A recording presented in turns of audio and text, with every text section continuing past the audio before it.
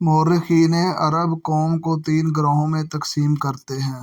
عرب بعیدہ، یہ قدیم عرب لوگ ہیں جو اس ملک میں آباد تھے۔ ان میں قوم عاد و ثمود کا نام آپ میں سے اکثر نے سن رکھا ہوگا۔ ان کے علاوہ عمالقہ، تسم، جدلس، عمیم وغیرہ بھی اہم ہیں۔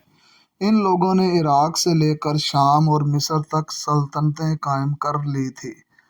بابل اور آشور کی سلطنتوں اور قدیم تمدن کے بانی یہی لوگ تھے۔ یہ قومیں کیسے صفحہ ہستی سے مٹ گئی، اس کے متعلق تاریخ ہمیں تفصیل سے کچھ بتانے سے قاصر ہے، لیکن اب بابل، مصر، یمن اور عراق کے آثار قدیمہ سے انکشافات ہو رہے ہیں اور کتابیں لکھی جا رہی ہیں، جبکہ قوم عاد و ثمود کے حوالے سے قرآن مجید ہمیں بتاتا ہے کہ یہ قومیں اللہ کی نافرمانی اور سرکشی میں جب حد سے بڑھ گئی تو ان کو عذاب الہی نے گھیر لیا اور یہ نیست و نابود ہو گئی۔ عرب آربا کو بنو قحطان بھی کہا جاتا ہے۔ یہ حضرت نوح علیہ السلام کے بیٹے سام بن نوح کی اولاد سے ہیں اور یہ لوگ قدیم عرب، عاد و ثمود وغیرہ کی تباہی اور جزیرہ نما عرب سے مٹ جانے کے بعد یہاں آباد ہوئے۔ قحطان حضرت نوح علیہ السلام کا پوتا تھا، جس کے نام پر یہ لوگ بنو قحطان کہلائے۔ پہل یہ لوگ یمن کے علاقے میں قیام پذیر ہوئے۔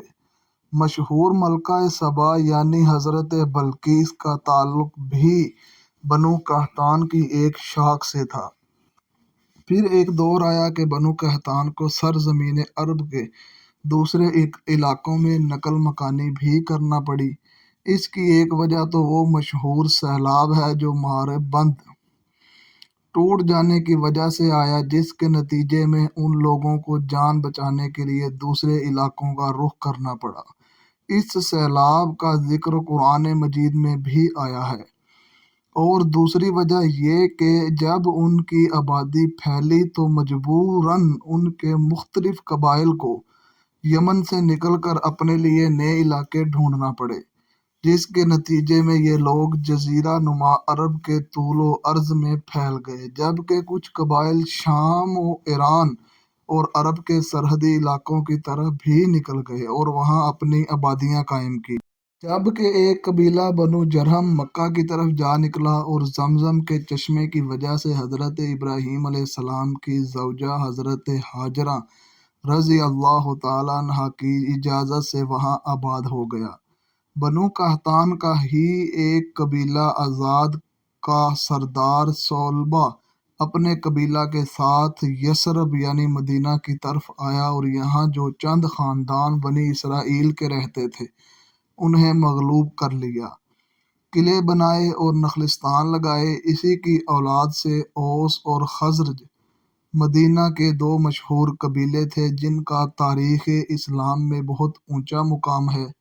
عرب مستعربہ سرزمین عرب پر سب سے آخر میں آباد ہونے والے بنو اسماعیل تھے، انہی کو عرب مستعربہ بھی کہا جاتا ہے۔ حضرت ابراہیم علیہ السلام نے اللہ کے حکم پر اپنی زوجہ حضرت ہاجرہ رضی اللہ تعالیٰ عنہا اور شیر خوار بیٹے حضرت اسماعیل علیہ السلام کو مکہ کی بے آب و گیا وادی میں لا بسایا اور خود واپس چلے گئے۔ یاد رہے کہ اس وقت نہ مکہ کی آبادی تھی اور نہ ہی خانہ کعبہ کا وجود۔ خانہ کعبہ ویسے تو حضرت آدم علیہ السلام کے وقت تعمیر ہوا، مگر خانوادہ ابراہیم علیہ السلام کی ہجرت کے وقت وہ تعمیر معدوم ہو چکی تھی۔ اور پھر بعد میں جب حضرت اسماعیل علیہ السلام کی عمر 15 سال کی تھی تو حضرت ابراہیم علیہ السلام مکہ تشریف لائے تھے اور ان دونوں باپ بیٹے نے مل کر اللہ کے حکم پر اور حضرت جبرائیل علیہ السلام کی رہنمائی اور نگرانی میں خانہ کعبہ کو انہی بنیادوں پر از سر نو تعمیر کیا جن پر کبھی حضرت آدم علیہ السلام نے بنایا تھا۔ جب شدت گرمی اور پیاس سے حضرت اسماعیل علیہ السلام کی حالت خراب ہونا شروع ہوئی تو حضرت ہاجرہ رضی اللہ تعالیٰ عنہ ایک عظیم ماں کی وہ بے قرار دوڑ شروع ہوئی جو آج بھی حج کا ایک لازم حصہ ہے۔ آپ پانی کی تلاش میں کبھی صفا پہاڑی پر چڑھ کر دور دور تک دیکھتی کہ شاید کہیں پانی نظر آئے، اور کبھی صفا کی مخالف سمت میں مروہ پہاڑی پر چڑھ کر دیکھتی مگر وہاں پانی ہوتا تو نظر آتا۔ اس دوران جب حضرت اسماعیل علیہ السلام کے رونے کی آواز ماں کے کانوں میں پڑتی تو بے قرار ہو کر ان کے پاس دوڑی دوڑی جاتی، اور جب ان کو پیاس سے جاں بلب اور روتا بلکتا دیکھتی تو پھر دیوانہ وار پانی کی تلاش میں جاتی۔ اسی اثنا میں کیا دیکھتی ہے کہ جہاں ننھے اسماعیل علیہ السلام اپنی ایڑیاں رگڑ رہے تھے، وہاں سے پانی کسی چشمہ کی صورت ابھل رہا ہے۔ بھاگ کر بیٹے کے پاس پہنچی، اللہ کا شکر ادا کرتے ہوئے بیٹے کو پانی پلایا، خود بھی پیا، اور پھر اس چشمے کے ارد گرد تالاب کی صورت میں مٹی کی منڈیر بنا دی۔ لیکن جب پانی مسلسل بڑھتے بڑھتے تالاب کے کناروں سے باہر نکلنے لگا تو بے اختیار آپ کے منہ سے نکلا، زم زم، ٹھہر جا، اور ان کے یہ فرماتے ہی پانی یکدم ٹھہر گیا۔ یہاں آپ سے زمزم کے کنویں کے متعلق ایک معجزاتی بات شیئر کرنا چاہتا ہوں۔ موجودہ دور میں اس کنویں میں بڑی بڑی موٹریں لگا کر پانی نکالا جاتا ہے۔ کنویں میں پانی کا لیول خانہ کعبہ کی بنیادوں سے ہمیشہ 9 فٹ نیچے رہتا ہے۔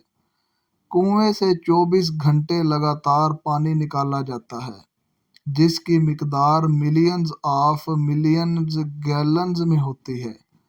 اب دو بہت ہی عجیب باتیں ظہور پذیر ہوتی ہیں۔ ایک تو یہ کہ 24 گھنٹے میں مسلسل پانی نکالنے کی وجہ سے کنویں کا جو لیول کم ہوتا ہے وہ بہت تیزی سے محض 11 منٹوں میں اپنی اصل جگہ پر واپس آ جاتا ہے۔ اور اس سے بھی زیادہ حیران کن بات یہ ہے کہ اتنی تیزی سے اوپر چڑھنے والا پانی ہمیشہ ہی اپنے لیول یعنی خانہ کعبہ کی بنیادوں سے 6 فٹ نیچے پہنچ کر خود بخود رک جاتا ہے۔ یہ اوپر کیوں نہیں چڑھتا؟ اور اگر یہ پانی خود بخود نہ رک جائے تو تب غور کریں کہ اگر 24 گھنٹے نکالا جانے والا پانی صرف 11 منٹوں میں پورا ہو جاتا ہے، تو اگر یہ پانی نہ رکے اور اوپر چڑھ کر باہر بہنا شروع کر دے تو تب کیا صورت پیدا ہوگی؟ یقیناً یہ حضرت ہاجرہ رضی اللہ تعالیٰ عنہا کے مبارک فرمان کی یعنی زم زم، ٹھہر جا کی برکت ہے کہ یہ اپنی حدود سے تجاوز نہیں کرتا، اور جتنا بھی اس سے پانی نکال لیا جائے یہ بس اپنے اسی لیول تک آ کر خود بخود رک جاتا ہے جہاں کبھی اسے حضرت ہاجرہ نے روکا تھا۔ اب اصل موضوع کی طرف پلٹتے ہیں۔ اوپر بنو قحطان کے ایک قبیلہ جرہم کا ذکر کیا گیا۔ سرزمین عرب کیونکہ زیادہ تر صحرا اور لک دوک پہاڑی علاقوں پر مشتمل ہے اور پانی بہت نایاب ہے، تو کسی جگہ آبادی کے لیے بہت ضروری ہے کہ وہاں پانی میسر ہو۔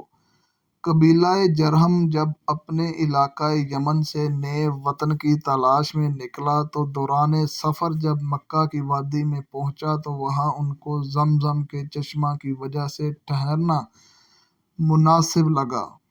کیونکہ چشمہ کی مالک حضرت ہاجرہ تھی تو انہوں نے بی بی ہاجرہ کی اجازت سے چشمہ کے ساتھ میں ڈیرے ڈال دیے اور آباد ہو گئے۔ یوں حضرت ہاجرہ اور حضرت اسماعیل علیہ السلام کو ایک مضبوط عربی قبیلہ کا ساتھ میسر آیا۔ بعد ازاں اسی قبیلہ کے سردار کی بیٹی کے ساتھ حضرت اسماعیل علیہ السلام کی شادی ہوئی، جبکہ خانہ کعبہ بھی از سر نو تعمیر ہوا۔ مکہ بے آب و گیاہ وادی سے ایک آباد شہر کا روپ اختیار کر گیا۔ بقیہ انشاءاللہ اگلی قسط میں۔